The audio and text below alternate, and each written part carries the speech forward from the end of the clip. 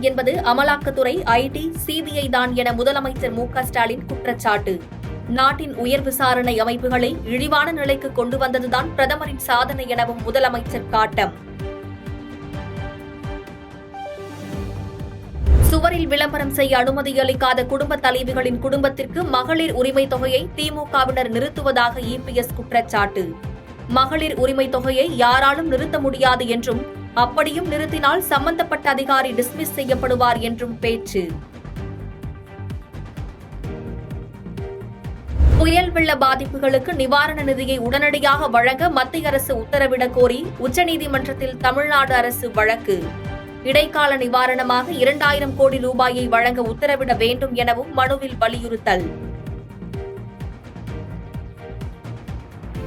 பிரபல மல்யுத்த வீரரான விஜேந்திர சிங் காங்கிரசிலிருந்து வெளியேறி பாஜகவில் இணைந்தார். கடந்த நாடாளுமன்ற தேர்தலில் காங்கிரஸ் சார்பில் அவர் டெல்லியில் போட்டியிட்டு தோல்வியடைந்தது குறிப்பிடத்தக்கது. மோடி 2வது முறையாக பிரதமரானதனால்தான் காஷ்மீர் இந்தியாவின் ஒருங்கிணைந்த பகுதியாக மாறியதாக உள்துறை அமைச்சர் அமித்ஷா பேச்சு. காஷ்மீரில் பயங்கரவாதத்தையும் பிரதமர் நரேந்திர மோடியே ஒழித்தார் எனவும் உத்தரப்பிரதேச பொதுக்கூட்டத்தில் பேச்சு. வங்கதேச அணிக்கு எதிரான 2வது டெஸ்ட் போட்டியில் 192 ரன்கள் வித்தியாசத்தில் இலங்கை அணி அபார வெற்றி.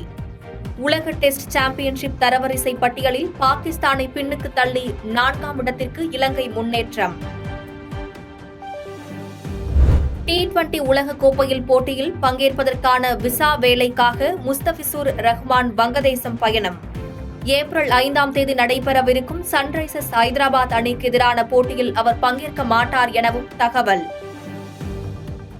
பாதகம் செய்பவரை கண்டால் நாம் பயங்கொள்ளலாகாது பாப்பா, மோதி மிதித்து விடு பாப்பா, அவர் முகத்தில் உமிழ்ந்து விடு பாப்பா. அண்மை செய்திகளை உடனுக்குடன் தெரிந்து கொள்ள இணைந்திருங்கள் இயம்நாடு தொலைக்காட்சியுடன்.